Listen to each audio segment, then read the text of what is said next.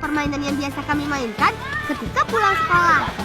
Seru kan? Meski panas, tapi kalau sudah terkena air-air, segar. Oh iya, namaku Fikar. Salam kenal dari kami, anak-anak Desa Kuni, Kecamatan Andreapi. Kami tinggal di Kabupaten Polewali Mandar, Sulawesi Barat. Tempat main kami ini namanya Pakaloso Losoran. Seluncuran alami ini aman kok untuk semua usia. Kata bapakku ketika mereka masih kecil sering bermain di tempat ini. Walaupun aman, tapi tetap harus hati-hati ya. Apalagi ketika naik ke atas, batunya lumayan licin. Sungai ini tidak pernah kering, teman. Bahkan di musim kemarau sekalipun. Jadi, kami bisa bermain setiap saat.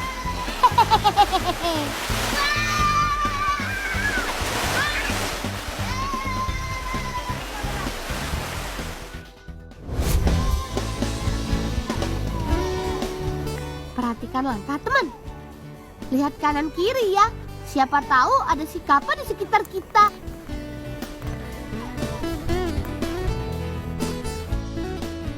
Yap, kalau di desaku, tanaman gadung biasa disebut si Kappa. Biasanya sering tumbuh di tempat-tempat seperti ini. Kalau sudah berbuah besar, biasanya batang si Kappa sudah tidak terlihat. Jadi harus lebih jeli carinya.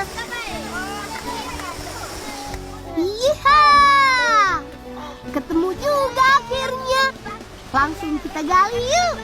Cukup gunakan kayu yang diruncingkan ujungnya. Umbi yang sudah besar ini jadi susah dicabut karena banyak akar-akar halus yang mengelilinginya. Nah, kalau sudah, kumpulkan satu persatu ya. Jangan sampai ada yang tertinggal. Oh iya, hati-hati ya memindahkan si kapanya. Jangan sampai getahnya mengenai kulit, karena bisa menyebabkan ruam merah dan gatal. Tanaman si kappa ini pada musim kemarau akan berhenti tumbuh, alias batangnya mengering. Namun ketika musim hujan dan banyak air, batang dan daun akan tumbuh kembali. Wih, kami dapat si kappa yang besar, teman. Besarnya bisa mencapai 1,5 meter. Kalau dibandingkan, bisa seukuran 4 kali kepala kita. Agar memudahkan membawa si kappa, kakak Eta membuat ikatan tali dari daun aren.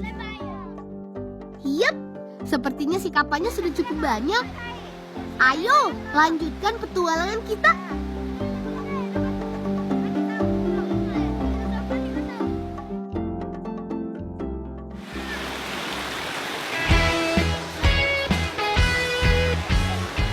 Si kappa atau gadung ini sebenarnya beracun loh, teman. Tapi dengan pengolahan yang benar, semua racun ini bisa dihilangkan. Penasaran kan bagaimana caranya? Ayo ikuti cara kami. Pertama, cuci si kappa sampai bersih. Jangan lupa hilangkan tanah dan getah yang keluar dari umbinya. Untuk tugas mencuci, biar Ivan saja yang mengerjakan. Proses kedua, kupas semua kulit arinya. Jangan sampai ada kulit yang tersisa. Iya, mirip mengupas kulit singkong.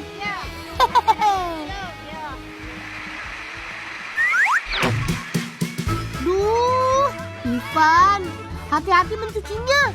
Malah jadi terpeleset kan? Badanku jadi basah juga karena menolongmu.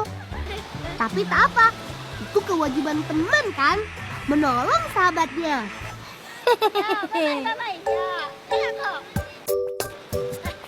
Kemudian si kappa dipotong tipis-tipis dan dilanjutkan dengan memotong secara memanjang.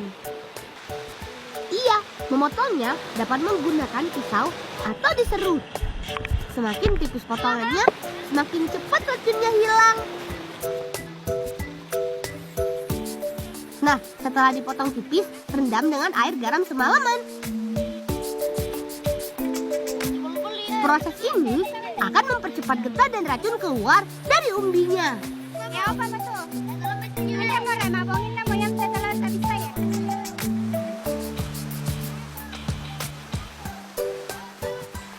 kapal yang sudah direndam air garam semalaman kemudian dicuci dan letakkan di air mengalir selama semalaman lagi di sungai.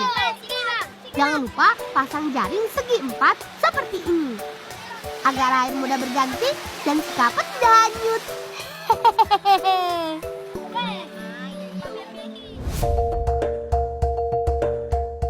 Warga di desa kami biasa mengawetkan si kapal agar dapat dikonsumsi ketika diperlukan. Bahkan, cara pengawetan ala desa Kuning bisa bertahan selama setahun lebih.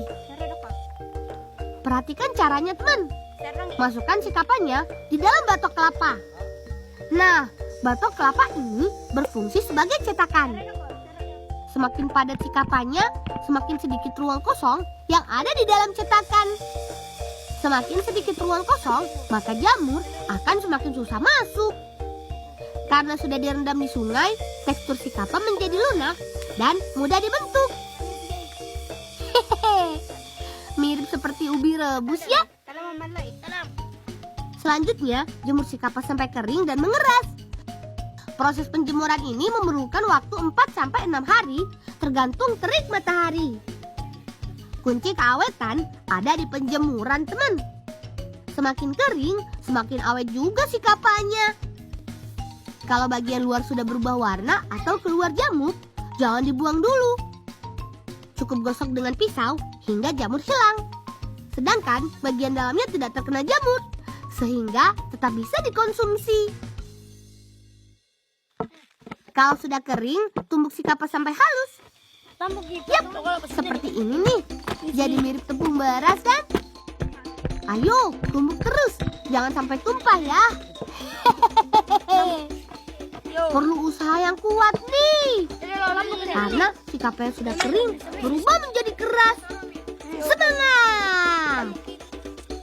Jangan lupa saring menggunakan dayakan biar diperoleh tepung yang halus.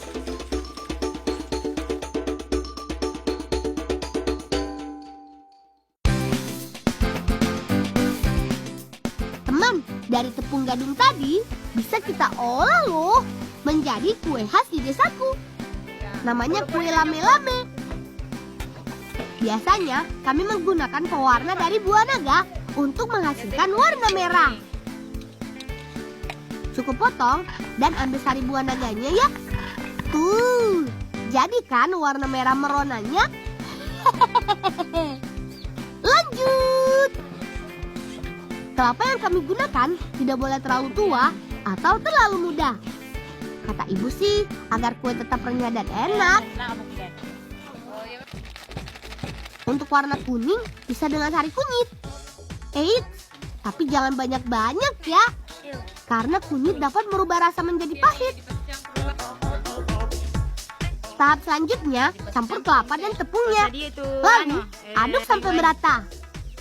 Ini dia alasan kami menggunakan kelapa setengah matang. Karena kelapa akan dimasak dengan napasnya. Setelah kalis, pisahkan adonan menjadi 2 bagian untuk dicampur dengan pewarna makanan.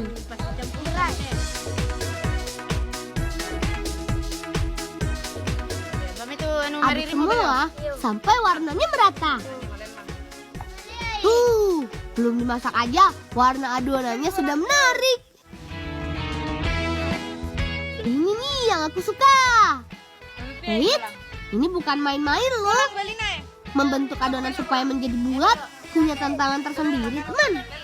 Tidak perlu menggunakan cetakan kok. Cukup dengan telapak tangan kita sebagai cetakan alami. Kami biasa memakai gula merah untuk lapisan paling luar. Tapi harus diserut dulu sampai halus agar lebih mudah larut ketika dipanaskan. Lanjut. Goreng adonan kue sampai berwarna kuning kecoklatan. Tapi jangan sampai gosong ya. Sambil menunggu kuenya matang, panaskan gula merah sampai menjadi karamel.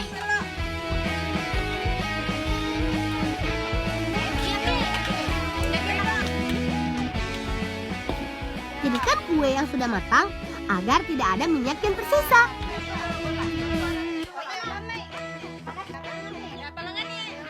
Terakhir, masukkan adonan kue ke karamel gula merah.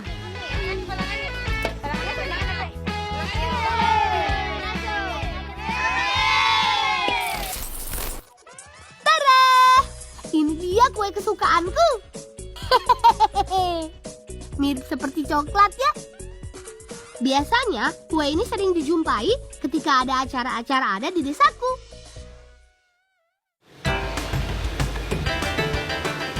Jangan berebut ya, semua pasti kebagian kok.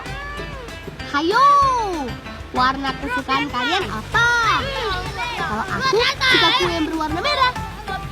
Selain rasanya yang enak, agar mirip dengan warna ikat kepalaku. Apapun selera, warna dan rasanya, yang penting